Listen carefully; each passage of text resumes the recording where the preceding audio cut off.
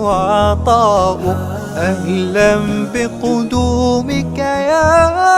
رمضان. رمضان كريم كريم كريم، شهر عظيم عظيم عظيم. رمضان كريم كريم كريم، شهر عظيم عظيم عظيم.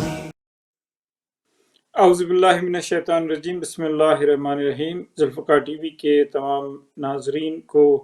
میری جانب سے السلام علیکم۔ آج رمضان کے اسپیشل پروگرام ڈاکٹر عالم کے اس پروگرام میں 29 رمضان کے پروگرام میں حاضر ہیں۔ میں آپ کا میزبان ڈاکٹر حسن صادق عابدی اور میرے مہمان مولانا فضل حسین بخاری صاحب ہمارے ساتھ تشریف رکھتے ہیں۔ ہم اس کو کوشش کرتے ہیں، پچھلے جو ایک مہینے میں ہم نے کوشش کی ہے کہ مختلف ٹاپکس کو رمضان کے کور کریں، اور کیونکہ اب ہو سکتا ہے کہ آج چاند رات ہو، اگر چاند ہو گیا تو کل عید ہوگی، ورنہ اور یہ اس سلسلے کا آخری پروگرام ہوگا، لیکن اگر عید نہیں ہوئی تو کل پرسوں پھر عید کا ہے، لیکن یہ آج ہم اپنا آخری ہی پروگرام کر رہے ہیں۔ تو آج ہم اس پروگرام میں کوشش کریں گے کہ نماز عید کے مسئلے، اگر کوئی یہ قبلہ سے پوچھیں، کسی قسم کے کوئی اعمال ہیں شب عید کے، پھر فطرہ کتنا فطرہ ہونا چاہیے، اور ساتھ ہی ساتھ کیونکہ فطرہ رقم ادا کی جا رہی تو زکوٰۃ پہ بھی تھوڑی سی ہم قبلہ سے چاہیں گے کہ وہ روشنی ڈال لیں اس میں۔ اس میں اگر آپ لائیو کال کرنا چاہیں یا میسیج بھیجنا چاہیں تو آپ کے پاس واٹس ایپ کا کال نمبر آ رہا ہے نیچے 0044743788187 پہ، تو اس پہ آپ لوگ اپنے میسیج بھی کر سکتے ہیں۔ اگر آپ کو کوئی سوال ہوں تو اس سے ہم انشاءاللہ اس کو شامل کرنے کی کوشش کریں گے۔ جی قبلہ، السلام علیکم۔ جی وعلیکم السلام ورحمۃ اللہ وبرکاتہ۔ تو اب سمجھیے کہ عید کا آمد ہے، تو میں آپ سے یہ تو نہیں کہوں گا کہ فورکاسٹ کریں کہ یہاں عید ہونی ہے نہیں ہونی ہے، کیونکہ یہ دوسرا مسئلے میں ہم چھڑ جائیں گے، لیکن بہرحال کوشش یہی کرتے ہیں کہ عید کے حساب سے، کیونکہ آج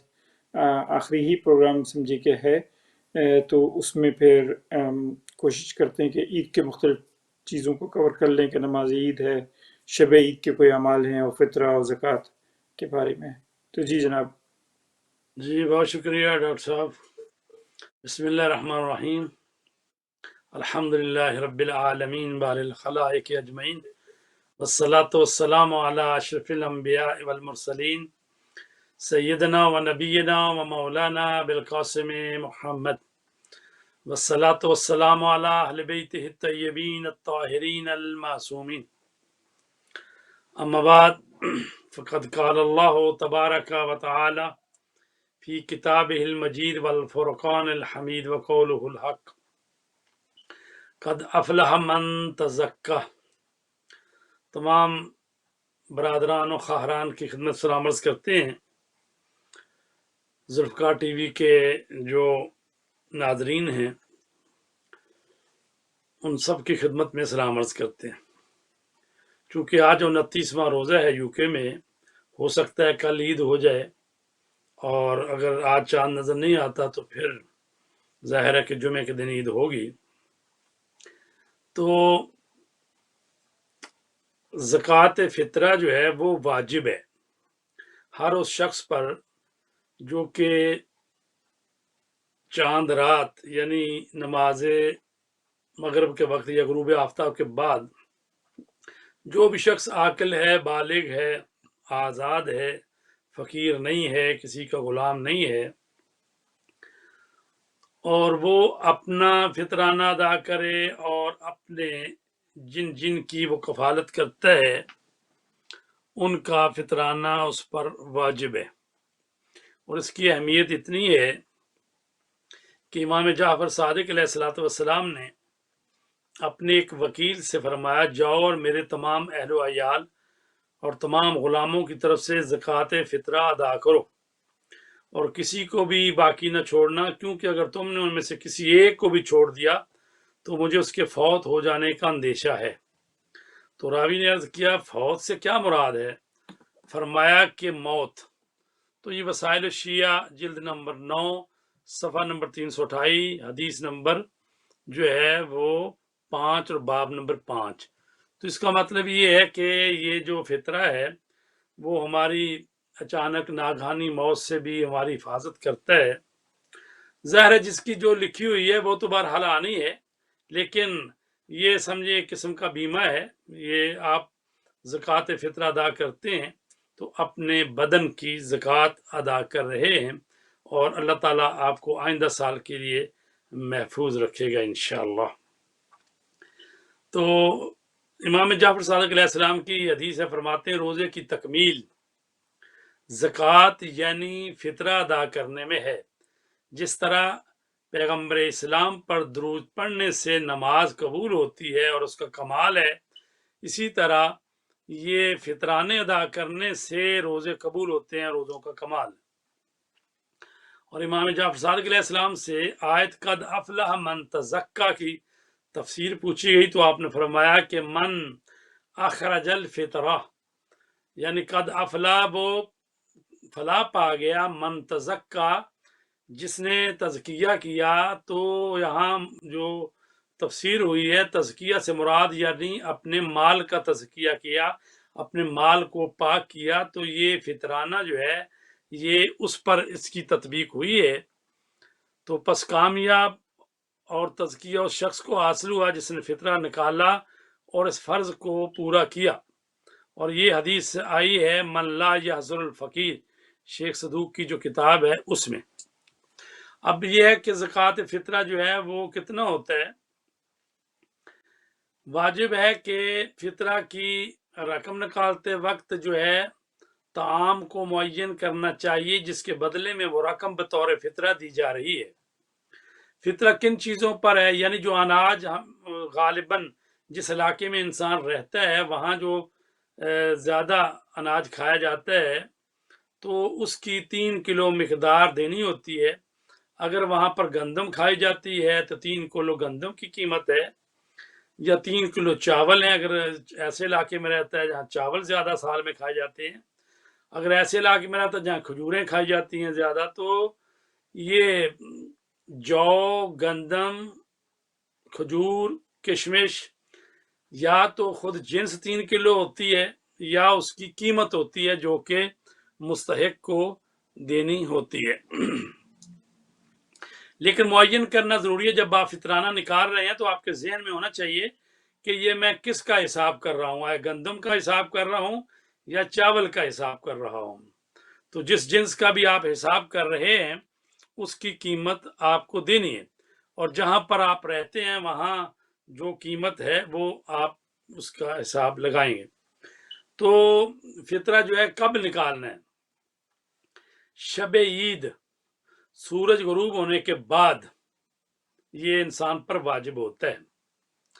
اگرچہ آیت اللہ سیستانی جو ہیں وہ فرماتے ہیں کہ رمضان میں بھی نکالا جا سکتا ہے، رمضان سے پہلے تو بالکل ہی نکالا جا سکتا، رمضان میں نکالا جا سکتا ہے، لیکن وہ بھی اس عنوان سے ہے کہ چلیں آپ بھیج دیں لوگوں کو، جس کو مستحق کو قرضے کے طور پر رقم بھیج دیں، اور پھر جب شب عید ہو تو اس وقت نیت کر لیں کہ وہ میں نے جو قرضہ دیا تھا میں اس کو فطرانوں میں حساب کر رہا ہوں۔ اچھا، یہ کب تک نکالنا ہوتا ہے؟ واجب تو ہوتا ہے نماز یعنی سورج غروب ہونے کے بعد اگر انسان میں شرائط ہوں تو شب عید یہ واجب ہو جاتا ہے۔ اور کب تک نکالنا ہے؟ اگر نماز پڑھنی ہے اس بندے نے تو اس کو چاہیے نماز پڑھنے سے پہلے پہلے اس کو نکالا جائے، کیونکہ کہا گیا قد افلح من تزکا وذکر اسم ربہ فصلی، وہ اس نے جس نے تزکیہ کر لیا اپنے مال کا اور اللہ کے ذکر کیا اور نماز پڑھی، تو اس کو کہا جاتا ہے کہ نماز پڑھنے سے پہلے نکالنا ہے۔ لیکن اگر کسی نے نماز پڑھنی نہیں ہے، چونکہ نماز بھی تو واجب تو نہیں ہے، مستحب ہے آج کے زمانے میں کہ جب امام زمانہ کی غیبت ہے تو واجب نہیں ہے یہ، تو لہٰذا جب نماز واجب نہیں ہے، کوئی کہتا میں نہیں پڑھتا یا نہیں پڑھے گا یا مشکل ہے یا وقت نہیں ہے، بعض ان کی ایسی ڈیوٹی ہوتی ہے جانا ہے جلدی، تو ان کے لیے یہ ہے کہ وہ ظہر تک اس کو ڈیلے کر سکتے ہیں، کہ ظہر تک وہ یہ فطرہ دے سکتے ہیں۔ سوال کیا گیا ہے کہ میری نظر میں ایک فقیر شخص ہے اور وہ بیان کردہ شرائط پر پورا بھی اترتا ہے، کیا میں اسے عید کی رات سے پہلے یا حتیٰ ماہ رمضان سے بھی پہلے فطرہ دے سکتا ہوں؟ جواب یہ ہے کہ آپ اسے قرض دے دیں اور بعد میں عید کی رات اس قرض کو فطرہ کے ساتھ ایڈجسٹ کر دیں، نیت کریں کہ قرض والی رقم سے فطرہ نکال رہا ہوں۔ تو جیسا کہ میں نے عرض کیا کہ یہ صرف آغا سیستانی کا فتویٰ ہے کہ پورے رمضان میں، یعنی رمضان شروع ہوتے ہی آپ فطرہ دے سکتے ہیں، لیکن البتہ دوسرے جو ہے مجتہد ہیں وہ کہتے ہیں کہ واجب یہ ہوتا ہے اس وقت ہے جب آپ یعنی روزے رکھ لیے ہیں، 29 میں روزہ ہو گیا ہے یا 30 ہو گئے ہیں، پھر چاند نظر آیا تو اس وقت یہ واجب ہوتا ہے، تو اس وقت یہ دینا ہوتا ہے۔ اور اس کے علاوہ یہ ہے کہ نان خور کون حساب ہوتا ہے؟ ایسے ہے کہ انسان جن کی کفالت کرتا ہے، جن کا خرچہ دیتا ہے، اس کو کہتے ہیں اس کے نان خور ہیں۔ تو ہمارے ہاں جو کہا جاتا ہے کہ ترجمہ کر لیا جاتا ہے کھانے والے، تو اس سے ذرا اشتباہ ہو جاتا ہے کہ کھانے والے اگر کوئی چاند رات کو آپ کے ہاں مہمان آ گیا، ویسے آپ نے بلایا بھی نہیں ہے، تو مثلاً آ گیا السلام علیکم آئیے بھائی کھانا کھا لیجیے، مثلاً وہ آپ کے ہاں کھانا کھا لیا اس نے، تو اس کا فطرانہ آپ پر نہیں ہے۔ اگر آپ نے کسی کو باقاعدہ دعوت دی ہوئی ہے، وہ مہمان ہے، اور کہا جاتا ہے کہ رات بھی آپ کے پاس ٹھہرے، تو وہ ایک قسم کا جز وقتی مہمان شامل ہو جاتا ہے، شمار ہو جاتا ہے، تو اس کی آپ نے اس کا فطرہ دینا ہے۔ یہ نہیں ہے کہ بھائی اگر کوئی شام کو آ گیا آپ کے ہاں کھانا کھا لیا، یا یہ ہے کہ مثلاً آخری دن آپ نے وہ افطاری کا سامان بھجوایا مسجد میں، امام بارگاہ میں، یا افطاری دی اور وہاں 100-150 آدمی نے مثلاً کھانا کھایا ہے، تو آپ یہ سمجھ رہے ہیں کہ اب وہ 100-150 آدمی کا فطرانہ پڑ گیا، ایسی کوئی بات نہیں ہے، کیونکہ وہ کوئی آپ کے نان خور نہیں شمار ہو رہے، وہ تو آپ نے افطاری کا سامان بھیجا اور انہوں نے افطاری کر لی ہے، تو لہٰذا وہ ہے جو آپ کا مہمان شامل ہوتا ہے، جس کو آپ نے دعوت دی ہے، وہ آپ کے ہاں آیا ہے، رات کو قیام کیا ہے مثلاً۔ حتیٰ کہ یہاں یہ بھی ہو سکتا ہے کہ اگر آپ نے کسی کو مہمان بلایا ہوا ہے اور اس نے افطاری بھی نہیں کیا آپ کے ساتھ، وہ اپنے گھر سے یا اپنے ساتھ وہ کوئی پرہیزی کھانا تھا اس کا، یہ اس کو لے کے آیا، اس نے اپنے کھانے سے افطاری کی ہے، لیکن رات کو آپ کے ہاں ٹھہرا ہے، تو مثلا صبح جب اس نے اٹھ کے ناشتہ کیا ہے تو یہ یعنی آپ کا پھر وہ مہمان جو ہے وہ آپ کا شامل ہوگا، اس کا فطرانہ دینا ہے۔ اچھا، اگر اس پہ گھر ہی کی ایک کفالت، اس پہ ہی جی ایک سوال یہ ہوتا ہے کہ اگر جس طرح اگر آپ کے بچے ہیں مختلف شہروں میں گئے ہوئے ہیں پڑھنے کے لیے، تو ان کا فطرہ آپ پہ واجب ہے یا نہیں ہے؟ جی ظاہر ہے کہ باپ جو ہے وہ ان بچوں کا خرچہ دیتا ہے، وہ باپ ہی کفالت کر رہا ہے، اس کے بچے جو مختلف شہروں میں یا مختلف ملکوں میں پڑھنے گئے ہوئے ہیں، تو ظاہر ہے کہ ان کا فطرانہ باپ نے ہی یا جو ان کی کفالت کر رہا ہے اس نے ہی دینا ہے۔ بہتر۔ اچھا، اگر گھر کی کفالت جو ہے مثلا شوہر بیمار ہے یا کچھ کام نہیں کر سکتا یا کچھ مسئلہ ہو گیا ہے، تو گھر کی جو خاتون ہے وہ ملازمت کر رہی ہے یا وہ کچھ کما رہی ہے، تو گھر کو وہ چلا رہی ہے، تو جب بیوی جو ہے وہ کفالت کر رہی ہے تو وہ پھر اپنا فطرہ دے گی، شوہر کا بھی، اور وہ اگر بچوں کی کفالت کر رہی ہے تو ان کا بھی پھر وہ بیوی اس کی جو ہے اس کا فطرانہ دے گی۔ اچھا، اب یہ اس میں بھی ایک سوال یہ، سوال آتا ہے قبلہ ایک سوال جی اس پہ بھی آتا ہے۔ اب دنیا میں زیادہ تر جگہوں پہ میاں بیوی دونوں کام کر رہے ہیں، جی، ان کے اوپر کیا حکم ہے پھر؟ اگر تو دونوں نے اصل میں حقیقی طور پر تو خرچہ گھر کا وہ مرد پر واجب ہے، بیوی کا بھی نان و نفقہ جو ہے مرد پر واجب ہے نا، لیکن اگر جی دونوں کام کر رہے ہیں اور دونوں گھر کا خرچہ دے رہے ہیں تو دونوں ہی اس میں شیئر کر سکتے ہیں۔ لیکن یہ ہے کہ مثلا فرض کرو 5 افراد ہیں گھر کے، تو بیوی کہے کہ چلے میں اپنا اور اپنے مثلا بیٹیوں دونوں کا دے دیتی ہوں، اور ٹھیک آپ ہے، اپنا اور اپنے تینوں بیٹوں کا دے دیں مثلا، تو شیئر بھی ہو ٹھیک ہے۔ سکتا ہے۔ ہاں جی، بس فطرانہ ادا ہونا چاہیے بارہ میں۔ اچھا، یہ نہیں کہ سوال یہ ہے دونوں کہ کو، کیا جی نہیں، واجب، میں تو تھوڑی سی ظاہر ہے کہ جس پر پورے گھر کے اخراجات ہیں، جو کفیل ہے اصل میں اسی پر واجب ہوتا ہے۔ ٹھیک ہے۔ اچھا، سوال یہ ہے کہ کیا فطرانے کی رقم جو ہے وہ مسجد کی تعمیر، امام بارگاہ، مدرسے میں دیا جا سکتا ہے؟ تو آیت اللہ سیستانی کے نزدیک تو احتیاط لازم ہے کہ فطرہ جو ہے نا تعمیر مسجد، امام بارگاہ، مدرسہ میں نہ دیا جائے، بلکہ یہ مستحقین کا حق ہے، اس لیے کہ مستحقین میں تقسیم کیا جانا چاہیے۔ لیکن آیت اللہ خامنائی کے نزدیک یہ ہے کہ دیا جا سکتا ہے، یعنی مسجد، امام بارگاہ میں بھی دیا جا سکتا ہے، لیکن وہ کہتے ہیں بہتر یہی ہے کہ مستحقین میں تقسیم کیا جائے۔ تو اگر مدرسے کو دینا ہے، مثلا اگر مدرسے میں فرض کریں کو بچے 50-100 پڑھ رہے ہیں اور اکثر غریب گھروں کے بچے ہوتے ہیں وہ، تو اگر وہ دیا جائے گا مدرسے کے پرنسپل کو، تو اس کو کہا جائے گا یہ رقم ہے فطرے کی، تو پھر وہ جو ہے نا ان کو ان بچوں کو دے کے یا ان کی ملکیت بنا کے نا جی تو پھر ان کے بورچی کھانے یا کھانے پینے میں جو ہے نا وہ مصرف کر دیتے ہیں، اس طرح سے یہ جائز ہو جاتا ہے۔ اس اچھا، کے میں علاوہ پھر یہ ایک ہے اور کہ بھی قبلہ ایک اور جی یہیں پہ وضاحت تھوڑی سی اور، کیونکہ یہ تقریباً کافی کمپلیکس ہو جاتا ہے کہ اب کچھ جگہوں پہ ایسے بھی ہیں کہ باپ بھی کما رہا ہے اور بیٹا بھی کما رہا ہے اور بیوی بھی کما رہی ہے، تو اب اس میں بہت مشکل ہوتا ہے، اور گھر کا عام طور پہ خرچہ ملاحی کے چل رہا ہوتا ہے۔ جو لوگ خاص طور پہ جسے ہم کہتے ہیں کہ مشکل سے گزارا سفید پوش لوگ ہیں، تو وہاں پہ اب فطرے کا حکم کس پہ لازم ہوگا؟ کیا تینوں پہ ہی لازم ہوگا یا ایک پہ ہوگا؟ آغا صاحب، جس گھر میں ایسا ہے کہ وہ فطران مشکل سے گزارا ہو رہا ہے اس کے لیے یہ ہے، ایک تو یہ ہے کہ مشکل سے گزارا ہوتا ہے، بلکہ یہاں تک بھی کہا گیا کہ ایسا گھر جس کے پاس وہی مثلا 3 کلو ہی گندم ہے مثلا پڑی ہوئی ابھی، یا جی 3 کلو ہی چاول ہے، تو ان کا کوئی پتہ نہیں کہ کل کیا بنے گا، ٹھیک ہے، ظاہرت ہاں یہ ہاں تو فطرانے ان کو دینا ہے، واجب ہے نا، ان کو فطرانہ نکالنا تو نہیں ہے جن کی ایسی حالت ہے۔ اچھا، اگر وہ بھی اس فریضے کو ادا کرنا چاہتے ہیں تو وہ کہا گیا ہے کہ میاں جو ہے وہ نیت کر کے کہ میں فطرہ دے رہا ہوں قربتاً اللہ، وہ اپنی بیوی کو دے دے گا، بیوی قبول کر لے گی،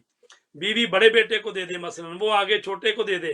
تو آخر میں اگر چاہیں تو وہی فطرانہ گھر میں بھی رکھ سکتے ہیں کیونکہ وہ کچھ ہے نہیں، چاہیں نہیں، تو قبلہ باہر فقیر کسی اور کو دے سوال تھوڑا سکتے ہیں۔ ڈفرینٹ تھا، میں سوال تھوڑا کر رہا ہوں، ڈفرینٹ ادھر بھی تھا۔ آ رہا ہوں، جی جی ادھر بھی جی، آ رہا ہوں، اچھا تو جی میں کہہ رہا ہوں ایسی حالت بیان کر رہا ہوں کہ یعنی جن کے پاس بیچاروں کا کچھ بھی نہیں ہے وہ بھی اگر چاہیں تو ایسے فطرہ نکل بھی جائے گا، گھر کا گھر میں رہے گا، آخری فطرہ جو ہے چاہے وہ فقیر کو کسی اور کو دے دیں، چاہے گھر میں استعمال کر لیں، تو اس طرح سے ان کا یہ فریضہ وہ پورا بھی ہو گیا، اگرچہ ان پر تو فرض ہی نہیں تھا، تو ایک جی مطلب یہ مستحب ہے، یہ عمل ہی کر لیں۔ اچھا، وہ شخص جس کے پاس جو ہے کہ گھر میں ہیں لوگ اور بھی کما رہے ہیں لیکن پھر بھی نہیں ہو رہا گزارا، تو بات یہ ہے کہ کوئی اتنا تو زیادہ ہے نہیں ہے کہ آپ کہیں، کیونکہ اگر پاکستان میں رہتا ہے فرض کرو وہاں پر 250 روپے ہے فی آدمی نا، تو اگر ایک گھر میں ہے آدمی 8 آدمی ہیں تو زیادہ سے زیادہ یعنی 2000 روپیہ بن جائے گا، تو اگر واقعی یہ بھی نہیں نکال سکتے وہ، تو ظاہر ہے پھر تو وہ لینے کے مستحق ہیں اگر نہیں نکال سکتے تو، لیکن جی وہی بات آ جائے گی کہ اگر وہ مثلا 4 کا نکال سکتے ہیں، 8 آدمی ہیں 4 کا نکال سکتے ہیں، تو 4 آدمی تو نکال لیں نا، تو وہ نکال کے تو وہ 4 دوسروں کو دے دیں جو مثلا نہیں نکال سکتے، تو اس طرح جی۔ سے بھی ہو سکتا ہے۔ تو اصل میں فقیر کون ہے یہاں پر ڈیفینیشن کرنی پڑے گی، فقیر کون ہے، یعنی اچھا، میں آپ کو فطرانے یہاں دینے کا۔ روکوں گا، قبلہ میں ہی روکوں گا، میں تھوڑی سی بہت ہی وضاحت چاہ رہا ہوں اس چیز کی، کہ میں نے یہ کہا کہ 3 لوگ کمانے والے ہیں، گھر چلا رہے ہیں، ملا کے چلاتے ہیں اور اچھے حالات میں گزارا ہو رہا ہے، تو اب فطرہ، اب باپ ہے، 2 بیٹے ہیں، باپ ہے اور بیوی ہے، 4 لوگ کماتے ہیں، تو چاروں جی کو فطرہ دینا ہوگا یا صرف گھر کے سربراہ پہ لازم ہے؟ آغا صاحب، بنیادی طور پر تو ہر بالغ عاقل پر واجب ہے اپنا فطرہ نکالے، ٹھیک ہے، ٹھیک ہے، تو جب ہر ایک پر واجب ہے، یہ جیسے نماز پڑھنی ہے ایسے فطرہ نکالنا ہے، جی تو جب جی ہر ایک بالغ عاقل پر جو کہ کماتا ہے، فقیر نہیں ہے، اس پر واجب ہے، جی، تو اگر 4 ٹھیک ہے، آدمی گھر کے کما رہے ہیں، بالغ ہیں، عاقل ہیں، تو چاروں کو نکالنا ہے. اگر وہ کوئی ترتیب نہیں باندھتی کہ ایک ہی نہیں نکال رہا تو ہر ایک پر واجب ہے اپنا اپنا فطرہ نکالے. جی تو یعنی آپ کہنا یہ چاہ رہے ہیں کہ اگر 4 لوگ ہیں، 4 لوگ کمانے والے ہیں، اور اگر 6 فار ایگزامپل گھر میں ٹوٹل ہیں جو کہ جس کا کھانا بنتا ہے، تو جی کوشش کریں کہ ہر آدمی ان 6 کا فطرہ نکالے. نہیں، ہر آدمی نہیں نکالے گا، ایک ہی نہیں نکالنا ہے. وہ چاہے وہ ایک ہی کے باپ ہے، وہ باپ ہی 6 کا نکال دیتا ہے، ایک ہی جگہ کھانا بن رہا ہے، مطلب اکٹھے ہی پیسے ہیں ان کے، تو وہ ٹھیک ہے، ایک کا ہی 6 نکالتا ہے، فریضہ حل ہو گیا. اگر مثلا بس ٹھیک. کوئی کہتا ہے میں نکالتا ہوں، وہ کہ میں نہیں نکالتا، تو پھر اس کا مطلب ہر بندے پر واجب ہے. تو اپنی نوکری ٹھیک ہے، کر رہے ہوں، کما رہے ہیں، ہر بندہ اپنا اپنا نکالے. رہ جائیں گے وہ 2 بچے جن کا یعنی کماتے نہیں ہے، تو وہ باپ پر واجب ہے، پھر وہ نکالے. یہ ہے. ٹھیک، بہتر. اچھا، اگر مطلب یہ ہے کہ لڑکی کی شادی ہوگی، نکاح ہو گیا، ابھی رخصتی نہیں ہوئی، تو اس کا فطرہ کس نے دینا ہے؟ وہ باپ یہ نہیں کہہ سکتا کہ چونکہ اس کا نکاح ہو گیا ہے اب اس کے شوہر پر واجب ہے. نہیں، کیونکہ باپ کے گھر میں رہتی ہے، ابھی وہ رخصتی ہوئی نہیں ہے، تو اس کا فطرہ جو ہے وہ باپ نکالے گا. اب آ گیا فطرہ سید کا. فطرہ جو ہے وہ سید بھی لے سکتا ہے، غیر سید بھی لے سکتا ہے. لیکن غیر سید کا فطرہ جو ہے وہ سید نہیں لے سکتا، اس کو نہیں دیا جا سکتا. ٹھیک ہے. حتیٰ اگر ایک شخص ہے کہ جو خود تو غیر سید ہے لیکن اس کی بیوی سید ہے، تو اب اس کا فطرانہ نکالے گا، اگرچہ وہ اس کی بیوی سیدہ ہے،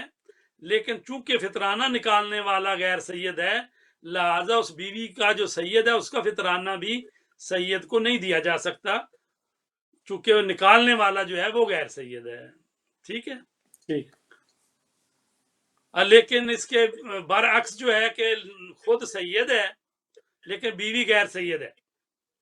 تو اس صورت میں چونکہ وہ نکالنے والا سید ہے تو اس کا فطرانہ سید کو دیا جا سکتا ہے. وہ گھریلو ملازمین جو صاحب خانہ کے زیر کفالت شمار نہیں ہوتے، جیسے کہ وہ کوئی نوکرانی ہے، ڈرائیور ہے، تو یہ لوگ کام کاج کرتے ہیں گھر میں، اگرچہ کھانا بھی وہاں کھواتے ہیں مثلا دوپہر کا یا شام کا بھی مثلا، تو اپنے اپنے گھروں کو چلے جاتے ہیں، تو یہ اس کی کفالت میں شمار نہیں ہوتے. انہوں نے اپنا فطرہ جو ہے وہ خود ہی نکالنا ہے. لیکن ایسے ملازم جیسے کہ مطلب کسی نے اپنی کوٹھی میں ہی وہ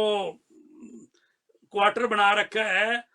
تو ان ملازموں کا روٹی کپڑا اور مکان سب کچھ اس نے ہی اپنے ذمہ لیا ہوا ہے. ٹھیک ہے.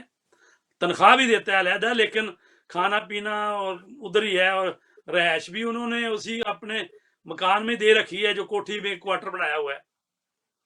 تو ایسی صورت میں اس مالک کو ان کا بھی فطرانہ نکالنا ہوگا. ٹھیک ہے بہت جی. شکریہ. اچھا، یہ ہے کہ کیا فطرانہ خود سے دینا ٹھیک ہے یا مثلا حاکم شرع کو یا اس کے وکیل کو دے دیں؟ تو ظاہر ہے خود بھی دے سکتے ہیں، لیکن احتیاط مستحب ہے، افضل ہے کہ مجتہد جس کی تقلید کر رہے ہیں حاکم شرع یا اس کے نمائندے تک پہنچا دیں. یہ بھی ہو سکتا ہے. سوال یہ ہے کہ کیا امام زمانہ کا فطرانہ جو ہے وہ نکالنا چاہیے؟ بعض لوگ یہ سمجھتے ہیں کہ چونکہ وہ امام زمانہ علیہ السلام کے لیے یہ تو کہا گیا ہے کہ ان کے لیے صدقہ مستحب ہے، آپ دے دیں لوگوں کو. امام زمانہ کی خداوند عالم لمبی عمر کرے اور ان کو سلامت رکھے،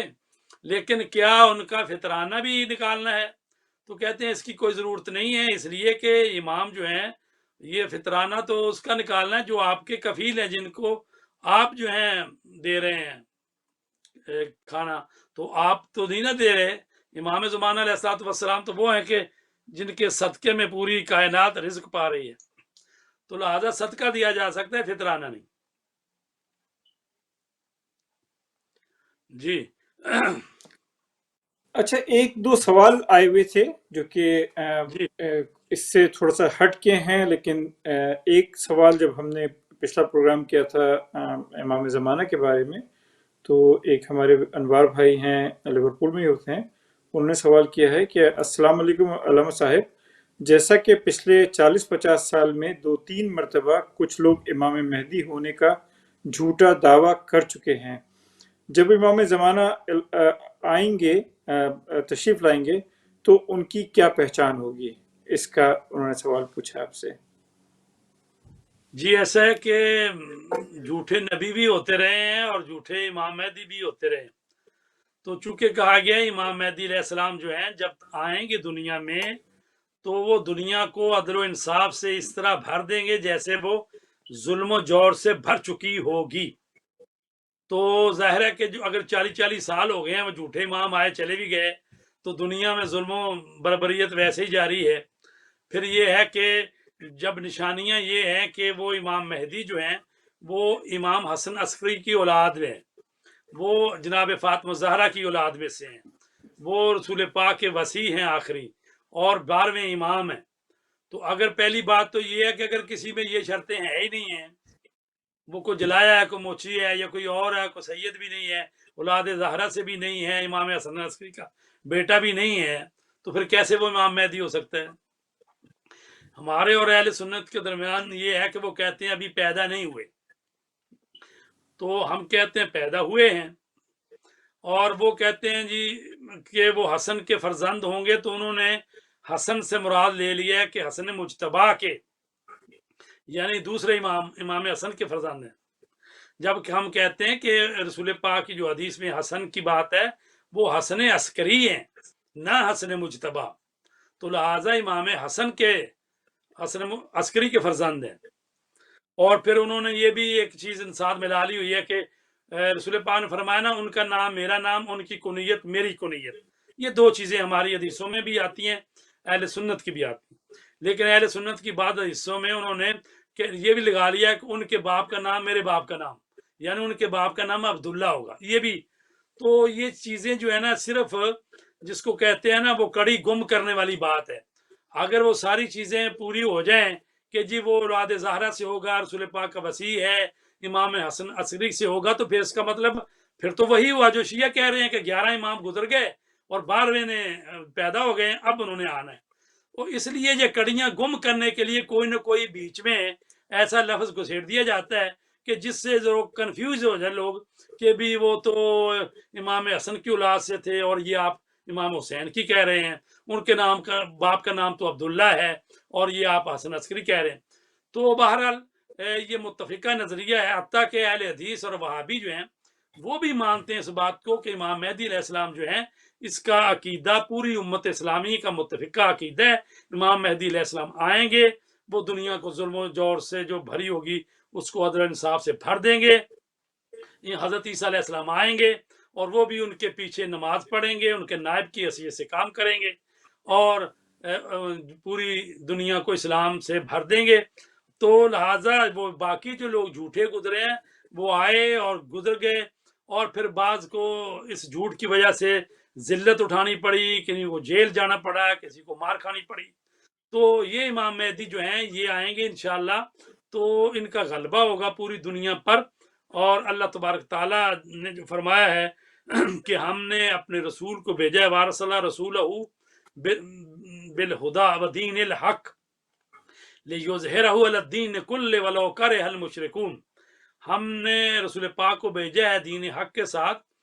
اور تاکہ دین اسلام کو تمام ادیان پر غالب کر دے۔ تو رسول پاک اچھا چلے گئے دنیا سے، دین غالب نہیں ہوا، تو جی، اب ایک صحابہ کرام بھی چلے گئے، تو ابھی بھی اگر کہا جائے تو ابھی بھی مسلمان جو ہیں مثلا 1.5 ارب کے قریب ہیں، تو عالم مسیح اس سے بھی زیادہ ہے، تو اس کا مطلب ہے تو غالب تو دین ابھی بھی نہیں ہوا، تو جی غالب امام مہدی کے زمانے میں ہوگا، یعنی ہر طرف اسلام کا ہی بول بالا ہوگا اور ایک ہی حکومت پوری دنیا پر ہوگی، وہ امام مہدی۔ تھوڑی وضاحت کروں ان کی سوال کی وضاحت، جو یہ پوچھنا چاہ رہے ہیں کہ جس وقت کوئی جس طرح لوگوں نے دعویٰ کیا،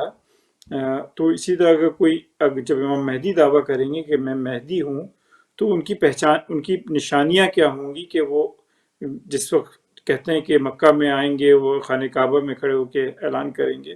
تو کوئی ایسی اور نشانیاں بھی ہوں گی جس سے پہچاننے میں یا انسان کے اپنے ایمان کی نشانی ہے کہ وہ اس کا ایمان اتنا پختہ ہوگا کہ وہ پہچان لے گا؟ یہ ان کا اصل میں وہ پوچھنا یہ چاہ رہے ہیں۔ دیکھیں ظاہر ہے جی، ہر بندہ تو نہیں نہ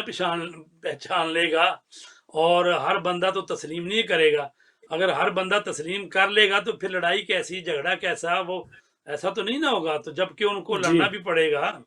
اور پھر یہ ہے کہ عام لوگوں کی بات ہے کہ وہ تو چلو مان بھی لیں، لیکن حکومتیں جو ہیں وہ کب مانیں گی؟ تو حکومتوں جی سے تو لڑائی کرنی پڑے گی نا، وہ تو تسلیم نہیں ہوتی۔ لیکن جب کہا گیا کہ امام آئیں گے اور خانہ کعبہ میں آئیں گے، اور وہاں پر جو ہی آئیں گے تو وہ جو 313 افراد جو ہیں ہراول دستہ ہے وہ اسی وقت پہنچ جائے گا، اور فضا میں آواز گونج رہی ہوگی، جا الحق وزحق الباطل ان الباطل کان زہوقا، حق آ گیا اور باطل چلا گیا، باطل نے تو جانا ہی تھا، اور جبرائیل امین کی آواز گونج رہی ہوگی، اور ہر بندہ جو ہے ان کی آواز کو سنے گا اپنی زبان میں۔ یعنی ٹھیک یہ بڑی علامت ہے نا، ہر بندے کو پتہ جی چل جائے گا کہ بھئی کسی ہستی کا ظہور ہوا ہے خانہ کعبہ میں، اور وہ دعویٰ کر رہے ہیں کہ میں حجت خدا ہوں، اللہ کا نمائندہ ہوں، اور مجھ پر ایمان لاؤ، اور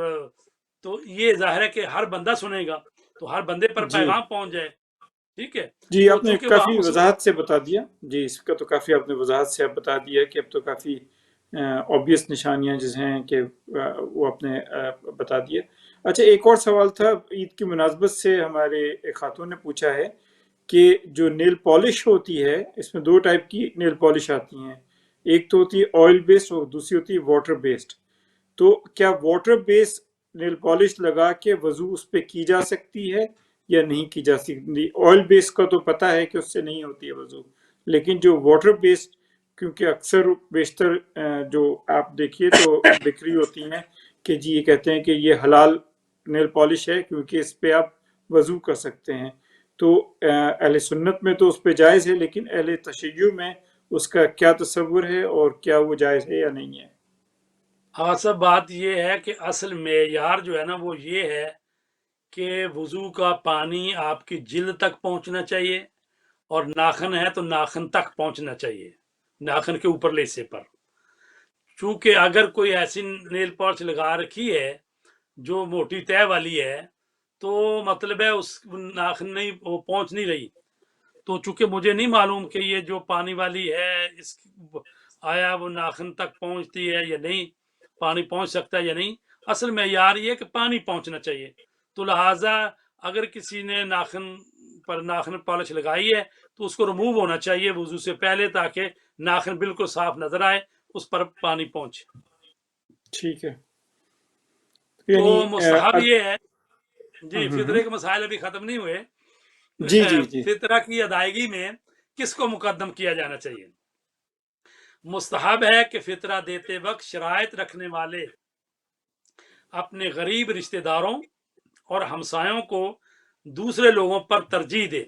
اور بہتر یہ ہے کہ اہل علم و فضل اور دیندار لوگوں کو دوسروں پر ترجیح دے۔ اور فطرہ جو ہے وہ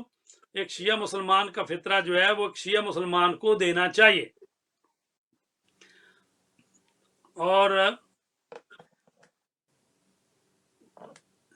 یہ فطرہ جو ہے نا کہا جاتا ہے اس کو توڑنا نہیں چاہیے۔ مثلا فطرہ جو ہے فرض کریں یہاں یو کے میں 6 پاؤنڈ ہے، تو کوئی کہے جناب اس کو میں 3 پاؤنڈ کر کے 2 افراد کو دے دوں، تو یہ جائز نہیں ہے۔ جس کو دینا ہے کم از کم ایک فطرہ جو ہے وہ ہونا چاہیے، اور زیادہ سے زیادہ کتنا دے سکتا ہے؟ زیادہ سے زیادہ اتنا دے سکتا ہے کہ مثلا کسی آدمی کا سال کا خرچہ فرض کرو، متوسط 2 میاں بیوی ہیں مثلا، اور 2 بچے ہیں یا 3 بچے ہیں، 5 آدمیوں کا ایک خاندان ہے، تو سال کا خرچہ جو ہے فرض کرو 1 لاکھ روپیہ ہے، تو ان کو بڑی مشکل سے 50,000 ہوتا ہے، باقی کبھی قرضہ لیتے ہیں، کبھی کچھ کرتے ہیں، کبھی تو اس طرح سے زندگی گزار۔ اس کا مطلب ہے 50,000 روپے کا ان کا یعنی کم آ رہا ہے، تو اگر ان کو فطرہ دیں تو یعنی اتنا دے سکتے ہیں کہ سال کے خرچے میں جتنا کم آ رہا ہے اتنا جو ہے وہ ان کو دے دیا جائے مثلا۔ تو ایک فطرہ توڑا نہیں جا سکتا، یعنی جس کو بھی دینا ہے کم از کم ایک فطرانے کی رقم دینی ہے، تو زیادہ سے زیادہ جو ہے 1 سال کا خرچہ جو ہے اتنا دے سکتے ہیں۔ بہتر، اگر کوئی جی شادی شدہ بیٹی ہے، شب عید اپنے بچوں کو لے کر اپنے باپ کے گھر رہنے آ جائے، مثلا 2-3 دن کے لیے رہے گی وہ گھر میں، تو چونکہ وہ شب عید آ گئی ہے گھر میں باپ کے، تو وہ 2-3 دن 4 دن 5 دن رہے گی، تو پھر اس کا فطرانہ بھی دینا پڑے گا باپ کو، ٹھیک ہے۔ لیکن یہ ہے کہ وہ آئی اور مطلب ہے شام کو کھانا کھایا، وہ 11 بجے گھنٹے ڈیڑھ بعد پھر واپس اپنے گھر میں چلی گئی، پھر نہیں ہے۔ لیکن اگر جیسے وہ کہتے ہیں نا رہنے کے لیے آئی ہے 2-3 دن 4 دن، تو پھر جو ہے وہ باپ کو اس کا فطرانہ دینا پڑے گا۔ اگر کوئی شخص ایسے علاقے میں رہتا ہے جہاں غریب مومن دستیاب نہ ہو، تو اس صورت میں وہ فطرہ غیر مومن غریب مسلمان کو بھی دیا جا سکتا ہے،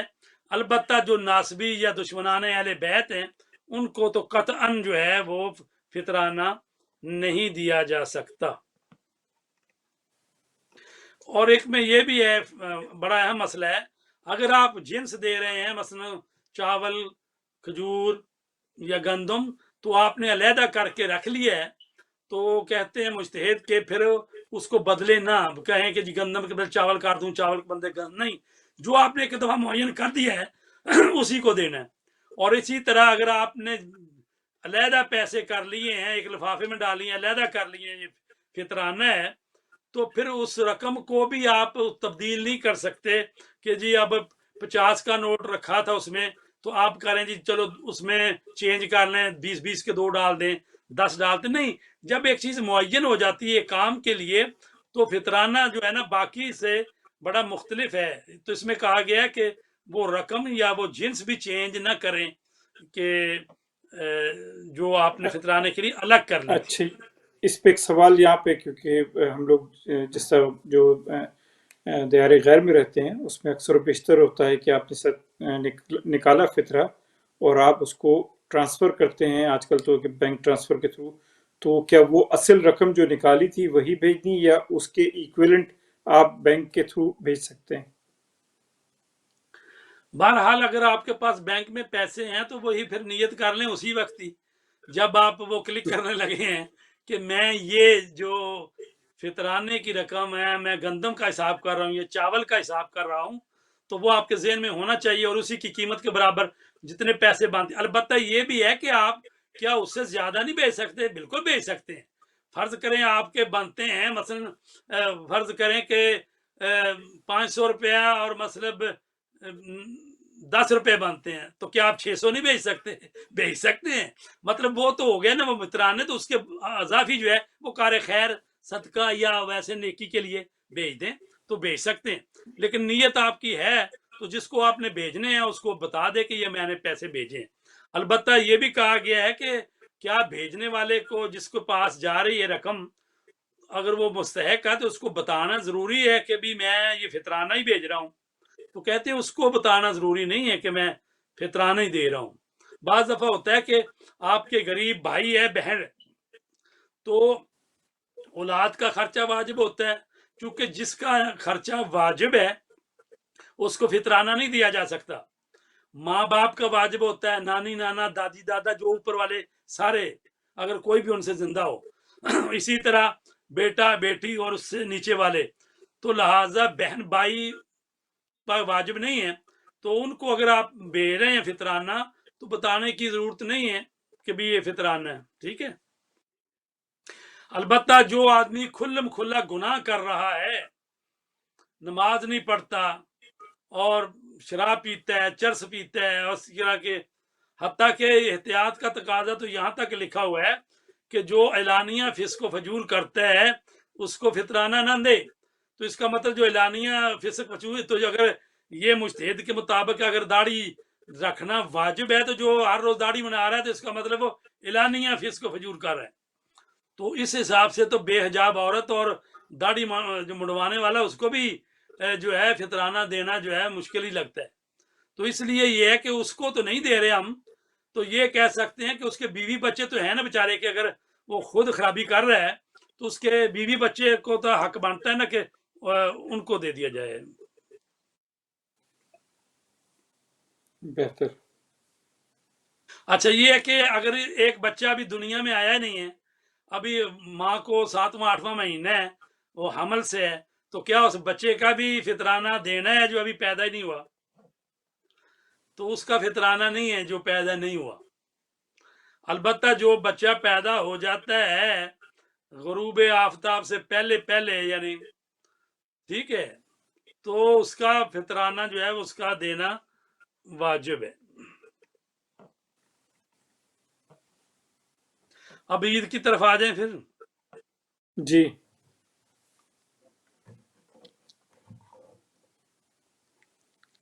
چاند پہ تو نہیں جانا چاہیں گے کہ چاند کے مسئلے پہ؟ چاند جائیں گے نا سب، تو وہ چاند ہوتا ہی اختلافی ہے، تو بہت مسائل پیدا ہو جاتے ہیں نا چاند کے لیے جائیں تو۔ ٹھیک ہے پھر اس کو نہیں چھیڑتے ہیں۔ چاند پر لگتا ہے 1-2 گھنٹے لگیں گے ابھی۔ ایسا ہے کہ عید کی نماز جو ہے نا جی، یہ امام زمانہ علیہ الصلوۃ والسلام اگر حاضر ہوں تو ان کے زمانے میں یہ واجب ہے، اور نماز جماعت میں حاضر ہونا بھی واجب ہے۔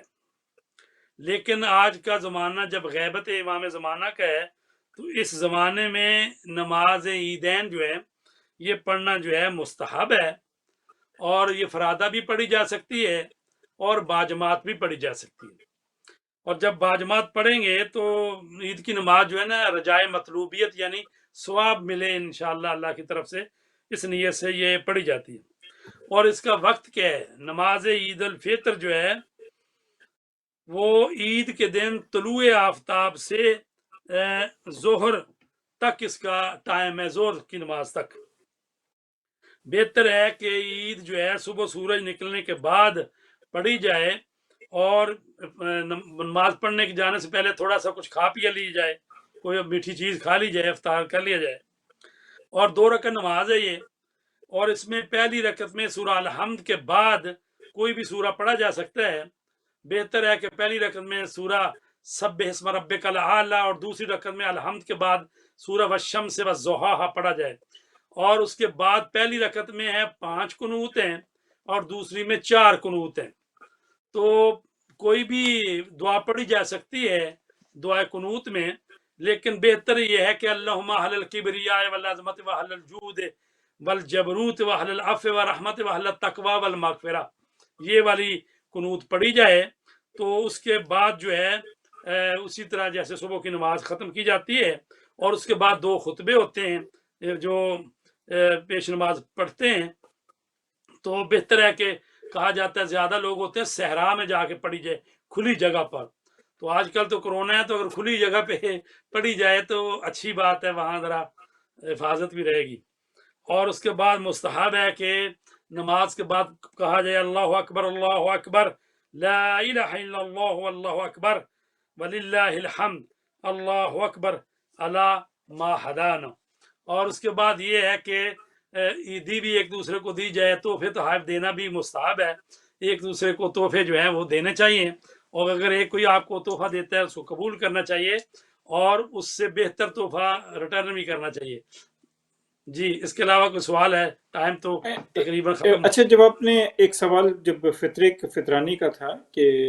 فطرانہ آیت اللہ سستانی کا تو کہا ہے کہ احتیاط واجب ہے کہ نہ دیا جائے مسجد مدرسے یا اس کی تعمیر یا اس کے لیے،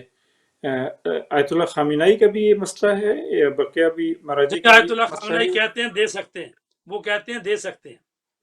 لیکن ٹھیک ہے، آیت اللہ سیستانی بھی جو کہتے ہیں وہ نہیں دے سکتے، وہ تعمیر مسجد کے لیے، تعمیر بلڈنگ کے لیے۔ لیکن اگر اس بلڈنگ میں مثلا مدرسے میں بچے پڑھ رہے ہیں، رہ رہے ہیں، تو پھر وہ جو ہے نا وہ دیا جائے گا، اس کے جو مسئول ہے، بہتر، جو ان کے کھانے کا ذمہ دار ہے، تو وہ پھر فطرانہ جو ہے نا ان کی ملکیت بنایا جائے گا، یعنی وہ حقدار ہیں بچے، تو ان کو دے کر پھر اس طرح سے دیا جا سکتا ہے۔ بہتر ہے، ٹھیک ہے۔ ہاں تو چلیے اس کی آپ نے وضاحت کر دی۔ اچھا فطرانے کی رقم مستحق تک پہنچنا جو ہے وہ نماز عید سے پہلے پہنچ جانی چاہیے، یا جس وقت تک ہو سکے مناسب، یعنی نکال تو دیا آپ نے لیکن اس کو پہنچانا کب تک ہے کہ اس کو پہنچا دیا جائے؟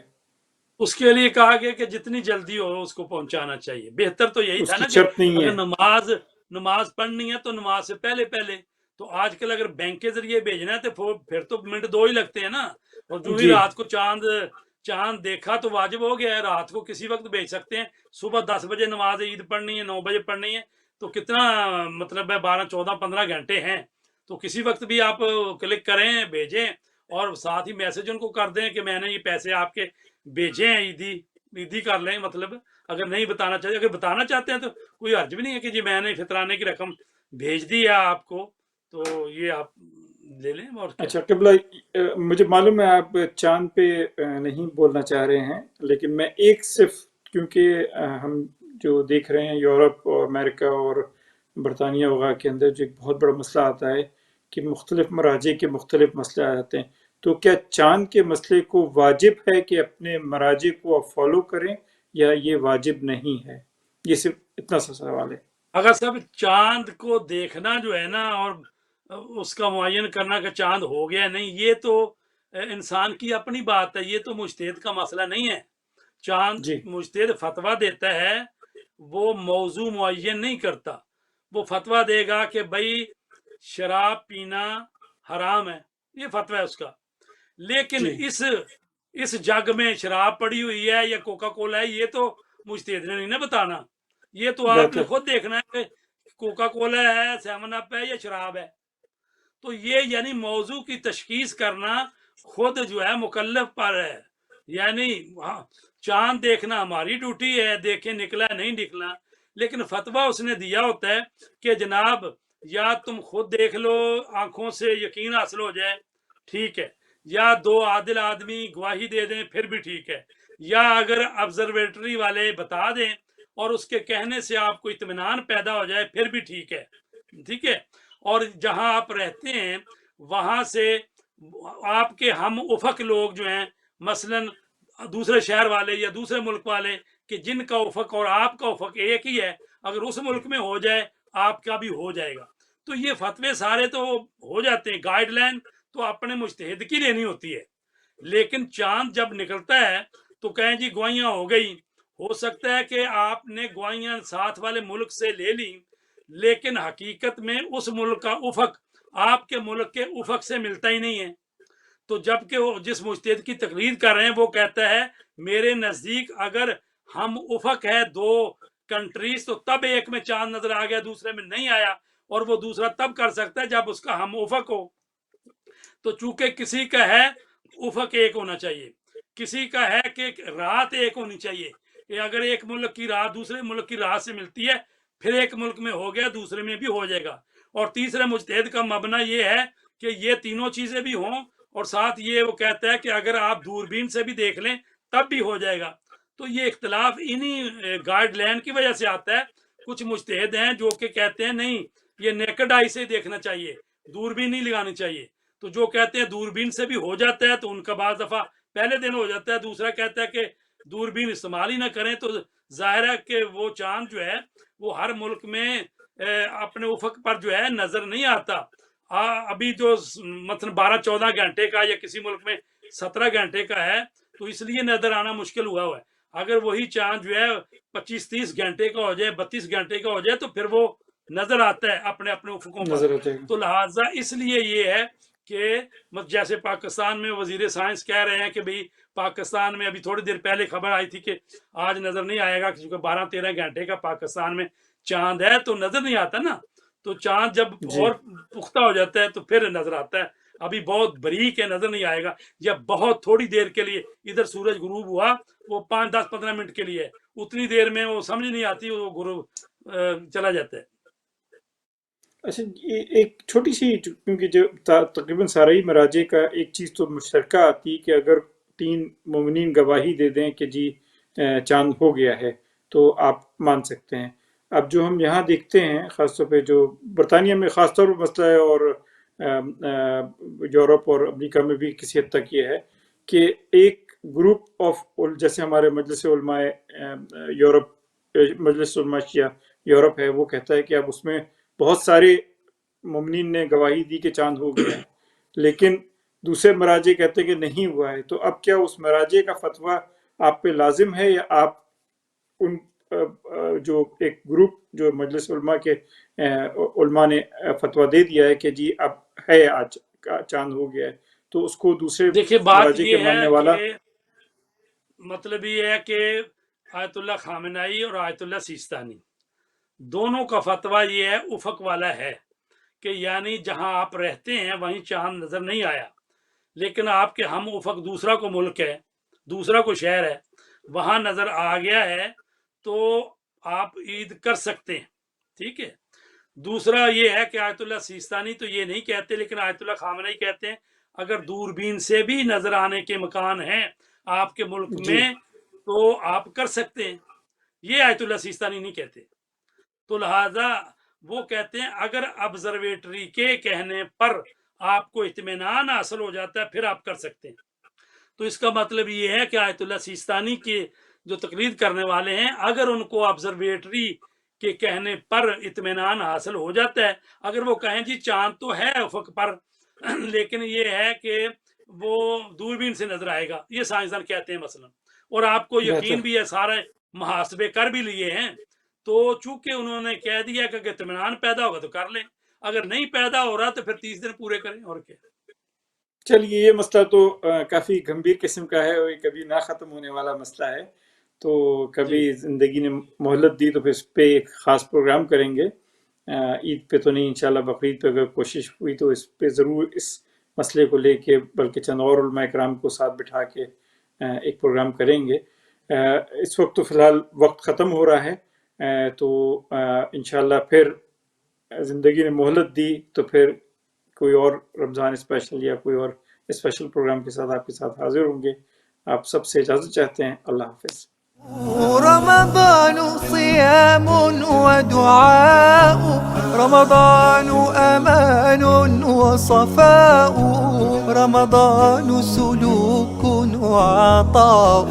أهلا بقدومك يا رمضان. رمضان كريم كريم كريم، شهر عظيم عظيم عظيم، رمضان كريم كريم كريم، شهر عظيم عظيم عظيم. رمضان صيام ودعاء.